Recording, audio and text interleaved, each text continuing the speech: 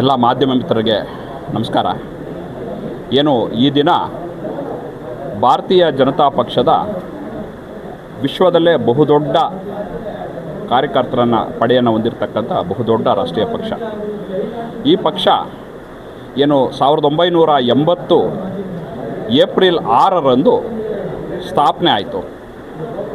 ಅಂದಿನಿಂದ ಬಹುಶಃ ಭಾರತೀಯ ಜನತಾ ಪಕ್ಷದ ಬೇರುಗಳು ಈ ದೇಶದಲ್ಲಿ ಇಲ್ಲಿನ ಸಾಂಸ್ಕೃತಿಕ ವಿಚಾರಗಳನ್ನು ಇಟ್ಕೊಂಡು, ಇಲ್ಲಿನ ಮಣ್ಣಿನ ಗುಣಧರ್ಮಗಳು ಏನಿದೆ ಆ ವಿಚಾರಗಳನ್ನು ಇಟ್ಕೊಂಡು ತನ್ನ ಬೇರುಗಳನ್ನು ಗಟ್ಟಿಪಡಿಸ್ತಾ ಬೆಳೀತಾ ಇದೆ. ಏನು ಅಂದು ಸ್ಥಾಪನೆಯಾದಂಥ ಒಂದು ಭಾರತೀಯ ಜನತಾ ಪಕ್ಷದ ಮೊದಲ ಅಧ್ಯಕ್ಷರಾಗಿ ಅಟಲ್ ಬಿಹಾರಿ ವಾಜಪೇಯಿ ಅವರವರು ಅಧ್ಯಕ್ಷರಾಗ್ತಾರೆ.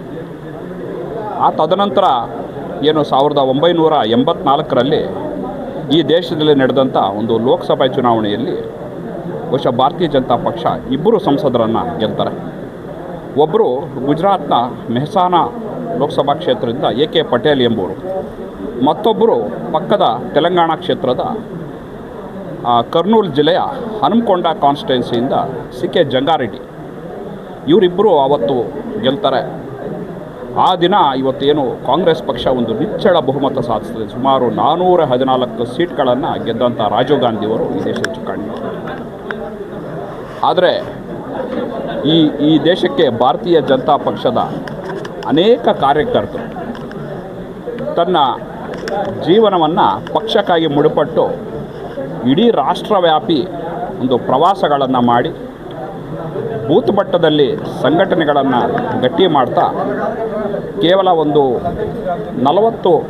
35-40 ವರ್ಷಗಳಲ್ಲಿ ಇವತ್ತು ಬಹುದೊಡ್ಡ ರಾಷ್ಟ್ರೀಯ ಪಕ್ಷವಾಗಿ ಹೊರಹೊಮ್ಮುತ್ತದೆ.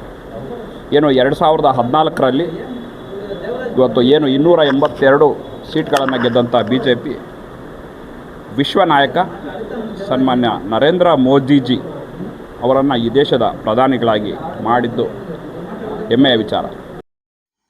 ಚಿಕ್ಕಬಳ್ಳಾಪುರ ಬಿಜೆಪಿ ಜಿಲ್ಲಾ ಪ್ರಧಾನ ಕಾರ್ಯದರ್ಶಿಗಳಾದ ಶ್ರೀಯುತ ಕೊಂಡೇನಹಳ್ಳಿ ಮುರಳೀರವರು ಇದೇ ಸಮಯದಲ್ಲಿ ಮುಂಬರುವ ಕಲ್ಕತ್ತಾ ಮತ್ತು ಅಸ್ಸಾಂನ ಚುನಾವಣೆಗಳಲ್ಲಿ ತಮ್ಮ ಪಕ್ಷ ಅದ್ವಿತೀಯವಾಗಿ ಜಯಗಳಿಸುವುದರಲ್ಲಿ ಯಾವುದೇ ಅನುಮಾನವಿಲ್ಲ ಎಂದು ಅಭಿಪ್ರಾಯ ವ್ಯಕ್ತಪಡಿಸಿದರು.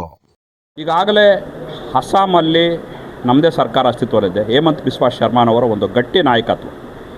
ಇವತ್ತು ಅವರು ಈಶಾನ್ಯ ರಾಜ್ಯಗಳ ಇವತ್ತೇನು 8 ರಾಜ್ಯಗಳಲ್ಲಿ ಇವತ್ತು ಅವರು ಪ್ರಭಾವವನ್ನು ಬೆಳೆಸ್ಕೊಂಡು ಇವತ್ತು ಅವರು ಪರಿಶ್ರಮದಿಂದ ಇವತ್ತು ಈಶಾನ್ಯ ಬಹುತೇಕ ರಾಜ್ಯಗಳಲ್ಲಿ ಇವತ್ತು ಭಾರತೀಯ ಜನತಾ ಪಕ್ಷ ಅಧಿಕಾರ ಗದ್ದುಗೆ ಹಿಡಿದು ಅಧಿಕಾರ ನಡೆಸ್ತಾ ಇರ್ತಕ್ಕಂಥ ನಮಗೆಲ್ಲರಿಗೂ ಗೊತ್ತಿದೆ.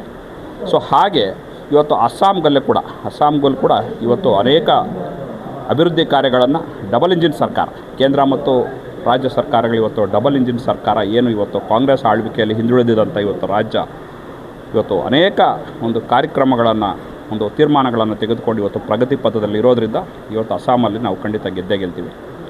ಹಾಗೆ ಇವತ್ತೇನು ಪಶ್ಚಿಮ ಬಂಗಾಳ ಇಂದಿನಿಂದ ಕಮ್ಯುನಿಸ್ಟರ ಒಂದು ಹಿಡಿತದಲ್ಲಿದ್ದಂಥ ಪಕ್ಷ. ಯಾಕಂದರೆ ಜ್ಯೋತಿ ಬಸು ಅವರು ಇವತ್ತು 25 ವರ್ಷ ಈ ರಾಜ್ಯದ ಮುಖ್ಯಮಂತ್ರಿಗಳ ಅಧಿಕಾರ ನಡೆಸುವಂಥವರು.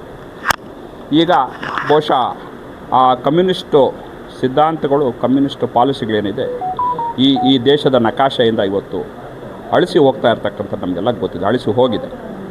ಇವತ್ತು ತದನಂತರ ಇವತ್ತು ಪ್ರಜಾಪ್ರಭುತ್ವದ ಹೆಸರು ಹೇಳ್ಕೊಂಡು ಬಂದಂಥ ಇವತ್ತು ತೃಣಮೂಲ ಕಾಂಗ್ರೆಸ್ನ ಇವತ್ತು ಮಮತಾ ಬ್ಯಾನರ್ಜಿ ಏನಿದೆ, ಅವರು ಅನೇಕ ಹಿಂಸಾಕೃತ್ಯಗಳನ್ನು ಮಾಡಿಕೊಂಡು ಇಡೀ ಒಂದು ವ್ಯವಸ್ಥೆಯನ್ನು, ಇಡೀ ಒಂದು ಸಾಮಾಜಿಕ ವ್ಯವಸ್ಥೆಯನ್ನು ಬುಡಮೇಲು ಮಾಡ್ತಾ ಬಾಂಗ್ಲಾ ಅಕ್ರಮ ನಿರಾಶ್ರಿತರನ್ನು ಅವರ ಮತದಾರರ ಪಟ್ಟಿಗೆ ಸೇರಿಸಿ ಇವತ್ತು ತನ್ನ ಮತಗಳಿಕೆಯನ್ನು ಮಾಡಿಕೊಂಡು ಮುಸ್ಲಿಂ ಓಲೈಕೆ ತುಷ್ಟೀಕರಣ ರಾಜಕೀಯ ಮಾಡಿಕೊಂಡು ಇವತ್ತು ಅವರು ಒಂದು ಕಮ್ಯುನಿಸ್ಟಿನ ಇನ್ನೊಂದು ಕರಾಳ ಮುಖವಾಗಿ ಇವತ್ತು ಮಮತಾ ಬ್ಯಾನರ್ಜಿಯವರು ಇವತ್ತು ಅಧಿಕಾರ ನಡೆಸ್ತಾ ಇದ್ದಾರೆ.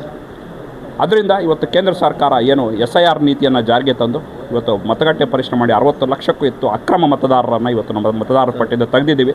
ಸೊ ಹಾಗಾಗಿ ಇಡೀ ಹಿಂದೂ ಸಮಾಜ ಇವತ್ತು ಅಲ್ಲಿ ಸಂಘಟಿತರಾಗಿ ನಾವು ಅಧಿಕಾರ ಹಿಡಿಲೇಬೇಕು ಅನ್ನೋ ದೃಷ್ಟಿಯಿಂದ ಇವತ್ತು ಹಗಲು ರಾತ್ರಿ ಇವತ್ತು ಕಾರ್ಯಕರ್ತರು ನೆಲೆಸಿದ್ದಾರೆ.